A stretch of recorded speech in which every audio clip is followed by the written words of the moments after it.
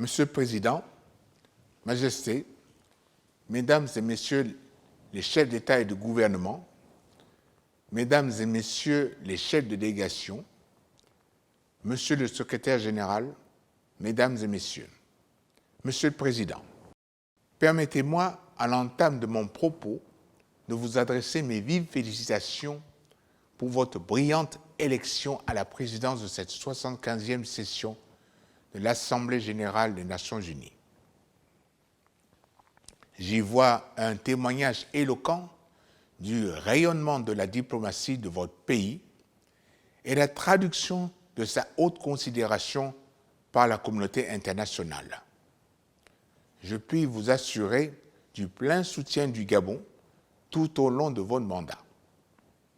Je voudrais saluer le travail accompli par votre prédécesseur, le professeur Tidjani Mohamed Bandeh, qui, dans un contexte sanitaire particulièrement difficile, a su mobiliser les efforts de nos États afin de conduire notre agenda.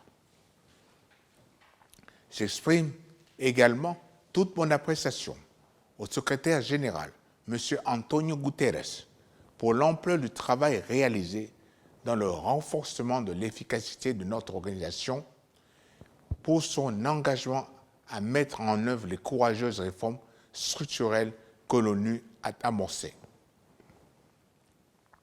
Monsieur le Président, le monde est aujourd'hui à un tournant de son histoire. Nous sommes en effet en plein milieu d'une crise sanitaire sans précédent qui déstructure nos sociétés et dont le bilan affecte chaque nation. En effet, la pandémie de la COVID-19 a contribué à amplifier les défis politiques, sécuritaires, socio-économiques auxquels nos États sont régulièrement confrontés. Aussi, devrions-nous tirer les enseignements de cette crise multiforme. D'emblée, l'un des constats qui s'impose à nous est notre interdépendance face à toute menace contre la chaîne de l'humanité dont nous sommes tous des maillons. Cela nous rappelle que la seule voie de salut est le multilatéralisme et plus de solidarité internationale. C'est à l'aune de cette réalité que les pères fondateurs de notre organisation ont bâti le socle conceptuel de la sécurité collective qui est au cœur de la Charte des Nations unies. Une autre évidence qui se dégage de ce contexte de crise est l'insuffisance de cadres normatifs pour faire face aux défis globaux qui se posent à notre monde. Aussi, devrions-nous nous réinventer et agir plus efficacement pour contenir les menaces transnationales et transfrontalières, à l'instar de la pandémie actuelle. Au moment où le Concert des Nations célèbre les 75 ans d'existence de l'ONU, notre maison commune, nous devons être à la hauteur des valeurs et des idéaux qui ont guidé sa création. C'est le lieu de se féliciter de l'importante déclaration adoptée à l'occasion de la commémoration du 75e anniversaire de l'ONU. Celle-ci reflète significativement l'ampleur de la tâche qui nous incombe et à la mesure des engagements à prendre et des actions à entreprendre afin que personne ne soit laissé en marge. Monsieur le Président, la thématique de nos travaux est d'une portée particulièrement pertinente et opportune. En effet, l'avenir que nous voulons, l'ONU qu'il nous faut, réaffirmant notre attachement au multilatéralisme sont des termes forts qui interpellent nos consciences respectives.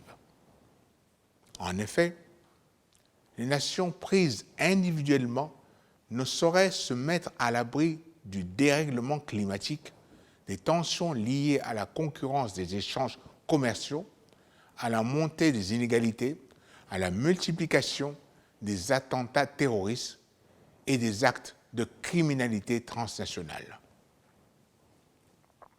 Le monde dans lequel nous vivons a besoin d'un système multilatéral qui impulse une coopération au bénéfice de tous et à une mutualisation de nos efforts.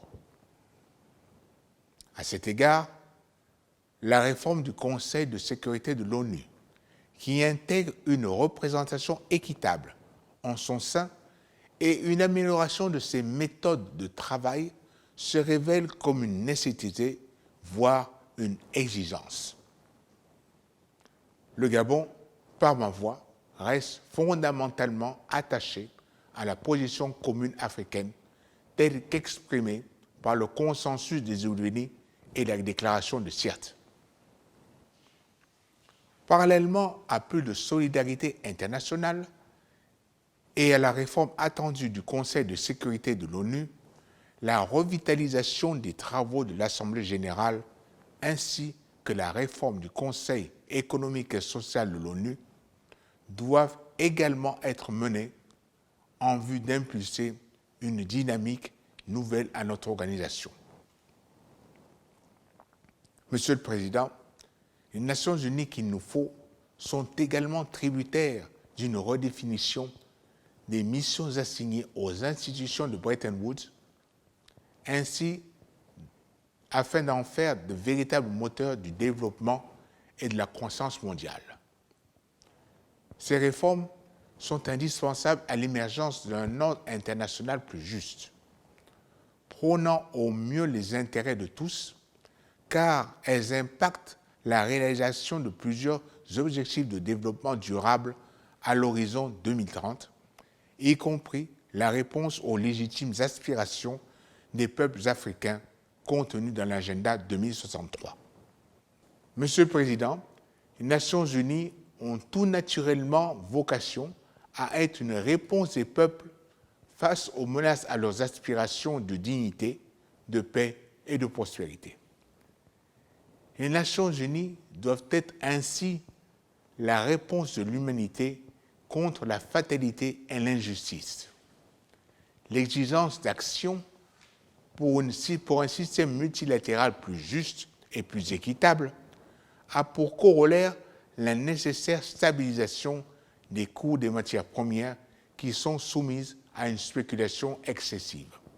Celle-ci est source d'instabilité difficilement compatible avec la prévisibilité des ressources mobilisables dont nos pays ont tant besoin pour la réalisation de leurs objectifs de développement. Dans la même dynamique, une justice plus équitable consisterait sans doute à rétribuer les pays qui disposent de matières premières le juste prix de leurs ressources naturelles. L'avenir que nous voulons exige également le respect des engagements souscrits.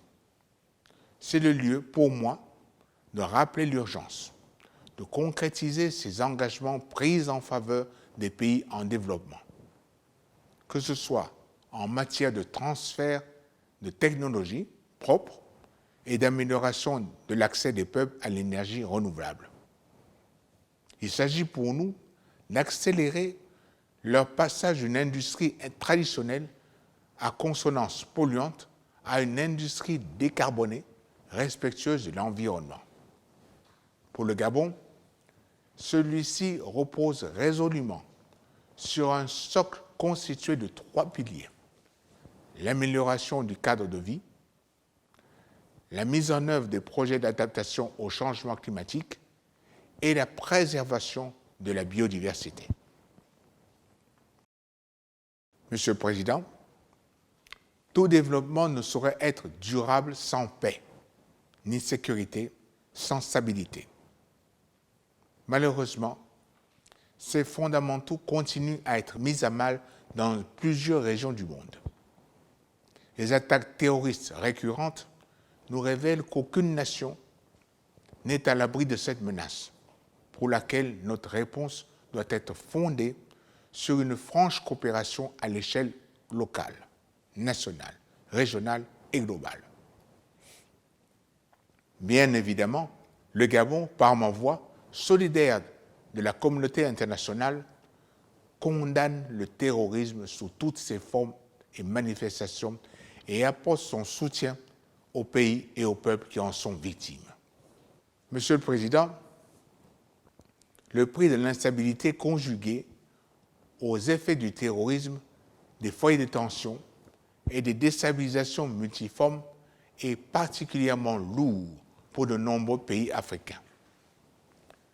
En effet, ils se trouvent contraints de consacrer d'importantes ressources à ces phénomènes entretenus, entre autres, par le commerce illicite des armes légères et de petit calibre et le trafic des espèces de faune et de flore sauvages.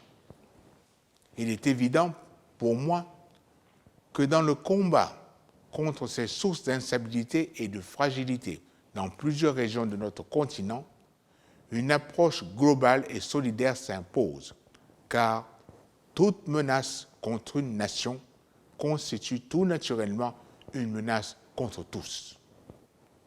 À cet égard, nous demeurons résolument engagés aux côtés des Nations Unies, de l'Union africaine, comme au sein de la communauté économique des États de l'Afrique centrale, CEAC, à œuvrer à la promotion de la stabilité, de la paix dans nos États.